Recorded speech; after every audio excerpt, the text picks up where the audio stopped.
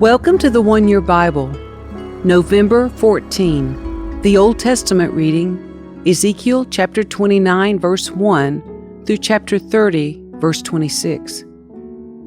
On January 7, during the 10th year of King Jehoiachin's captivity, this message came to me from the Lord. Son of man, turn and face Egypt and prophesy against Pharaoh, the king, and all the people of Egypt. Give them this message from the sovereign Lord. I am your enemy, O Pharaoh, king of Egypt, you great monster lurking in the streams of the Nile. For you have said, the Nile River is mine. I made it for myself. I will put hooks in your jaws and drag you out on the land with fish sticking to your scales. I will leave you and all your fish stranded in the wilderness to die.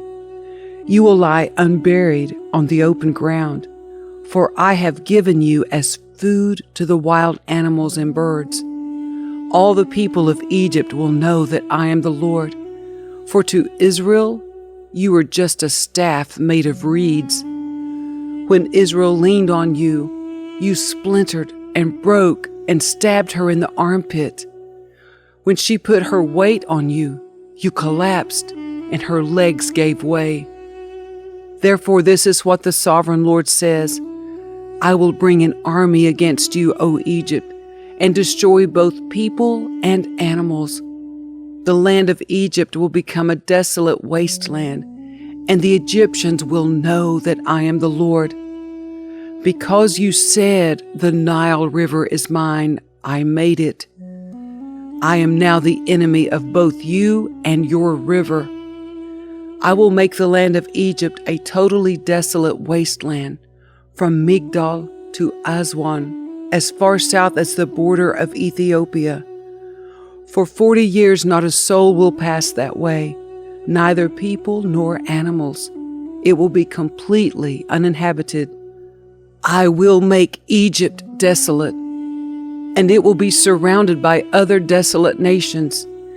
Its cities will be empty and desolate for 40 years, surrounded by other ruined cities. I will scatter the Egyptians to distant lands. But this is what the sovereign Lord also says. At the end of the 40 years, I will bring the Egyptians home again from the nations to which they have been scattered. I will restore the prosperity of Egypt and bring its people back to the land of Pathros in southern Egypt, from which they came. But Egypt will remain an unimportant minor kingdom. It will be the lowliest of all the nations, never again great enough to rise above its neighbors.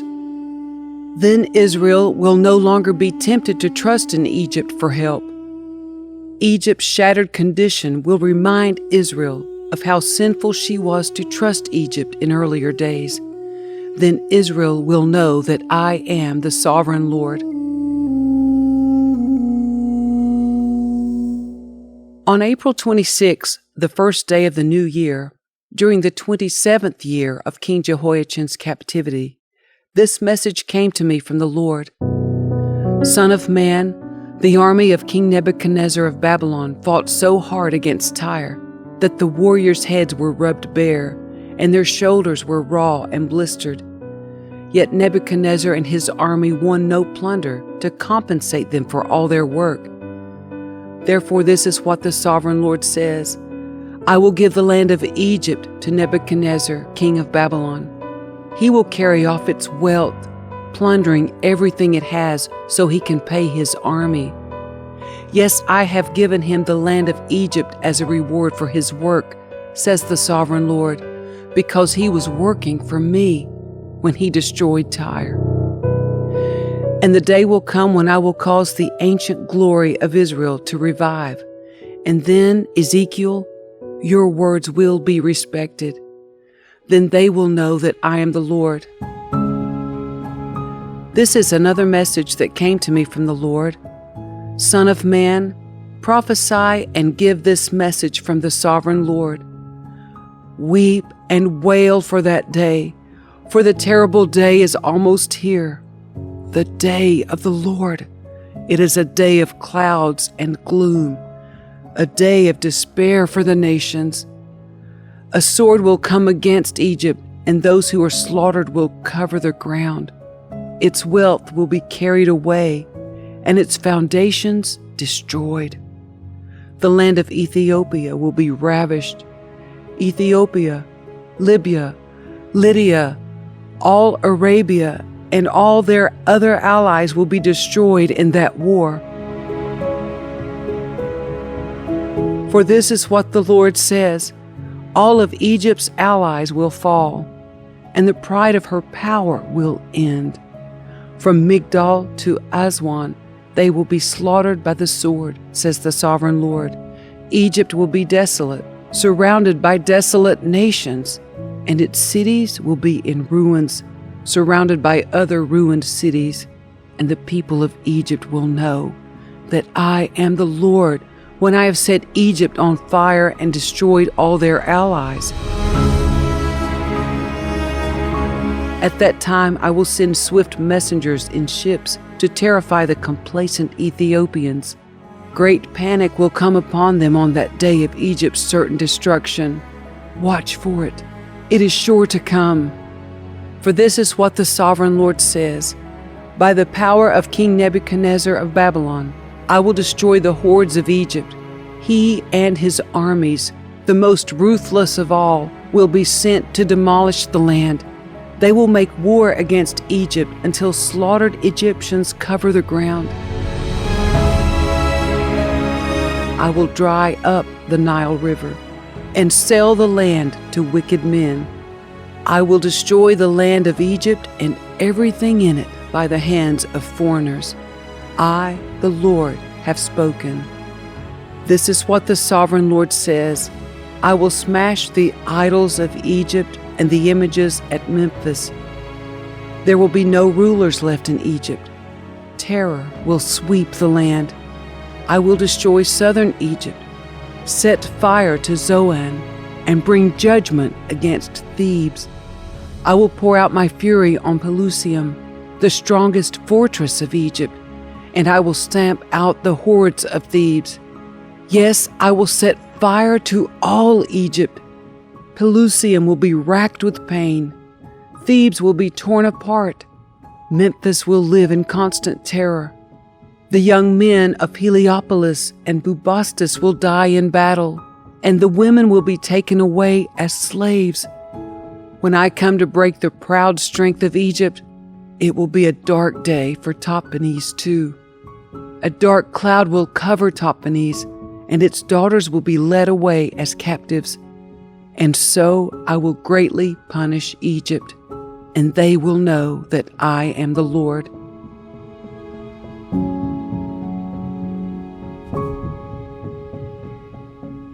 On April 29, during the 11th year of King Jehoiachin's captivity, this message came to me from the Lord: Son of man, I have broken the arm of Pharaoh, the king of Egypt. His arm has not been put in a cast so that it may heal. Neither has it been bound up with a splint to make it strong enough to hold a sword. Therefore this is what the sovereign Lord says: I am the enemy of Pharaoh, the king of Egypt. I will break both of his arms, the good arm along with the broken one, and I will make his sword clatter to the ground. I will scatter the Egyptians to many lands throughout the world.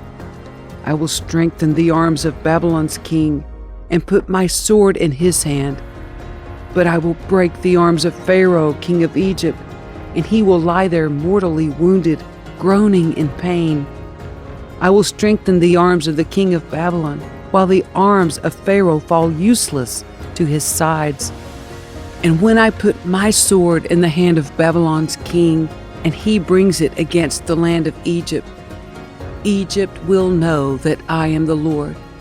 I will scatter the Egyptians among the nations, dispersing them throughout the earth. Then they will know that I am the Lord.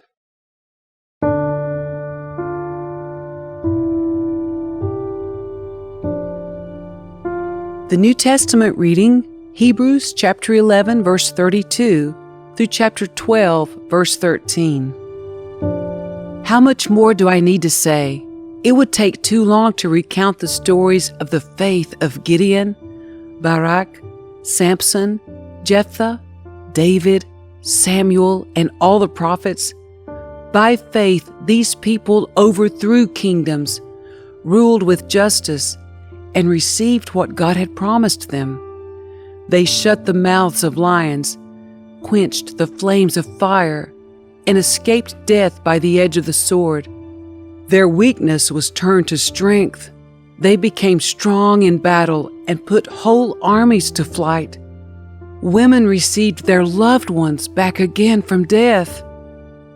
But others were tortured, refusing to turn from God in order to be set free. They placed their hope in a better life after the resurrection.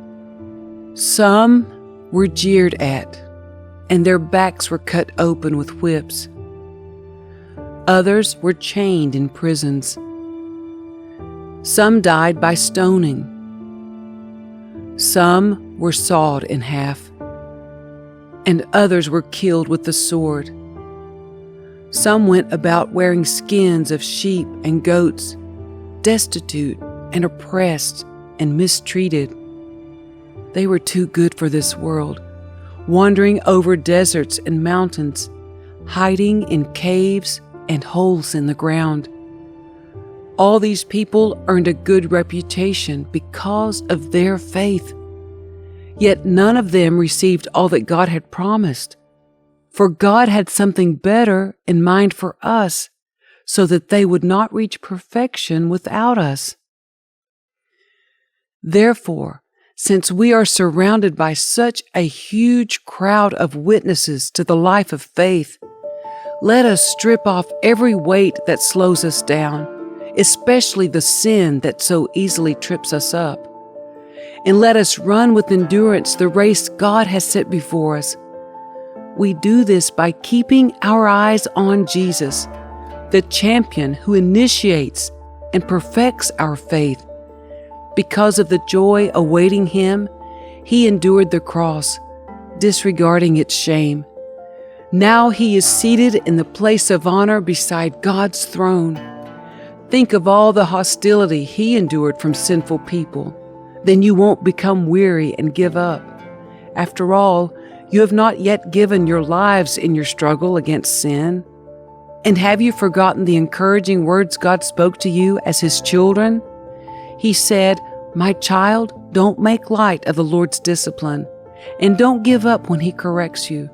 For the Lord disciplines those he loves, and he punishes each one he accepts as his child."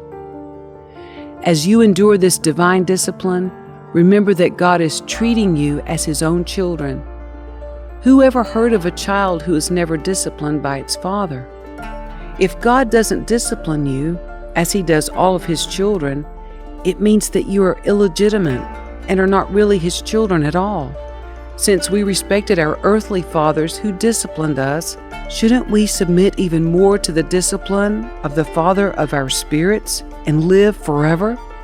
For our earthly fathers disciplined us for a few years, doing the best they knew how. But God's discipline is always good for us, so that we might share in his holiness. No discipline is enjoyable while it is happening. It's painful.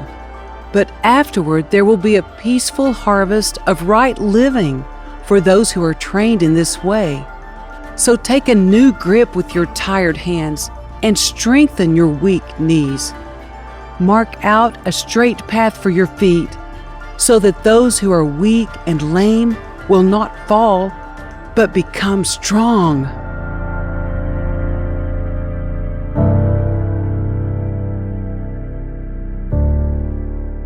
Psalm 112, verses 1 through 10.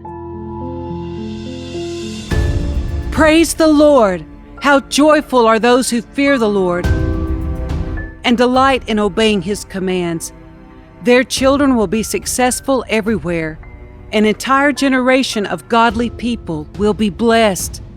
They themselves will be wealthy and their good deeds will last forever. Light shines in the darkness for the godly. They are generous, compassionate, and righteous. Good comes to those who lend money generously and conduct their business fairly. Such people will not be overcome by evil. Those who are righteous will be long remembered. They do not fear bad news. They confidently trust the Lord to care for them. They are confident and fearless and can face their foes triumphantly. They share freely and give generously to those in need. Their good deeds will be remembered forever. They will have influence and honor. The wicked will see this and be infuriated. They will grind their teeth in anger. They will slink away, their hopes thwarted.